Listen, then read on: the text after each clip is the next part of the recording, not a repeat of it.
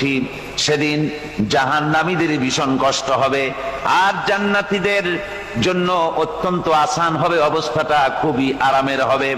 নবীজি বলেন, এক ফরজ নামাজ, এক ওয়াক্ত ফরজ নামাজ আদায় করতে যে সময়টুকুন লাগে, কিয়ামতের মাঠের এই সময় এত বড় বিরাট লম্বা সময় জান্নাতীদের জন্য এরকম হালকা হয়ে যাবে। সুবহানাল্লাহ। হযরত আবু সাঈদ খুদরী রাদিয়াল্লাহু তাআলা হাদিস কেন বর্ণনা করেছেন, এক ওয়াক্ত নামাজ, একটা ফরজ নামাজ পড়তে যতটুকুন সময় লাগে, এতটুকুন সময়ের ভেতরে জান্নাতীদের কারবার শেষ হয়ে যাবে। সুবহানাল্লাহ বিহামদি। আর ওদের কারবার তো শেষই হবে না। وَيَوْمَ تَشَقَّقُ السَّمَاءُ بِالْغَمَامِ وَنُزِّلَ الْمَلَائِكَةُ تَنزِيلًا। ওরা ফেরেশতা দেখতে চায়।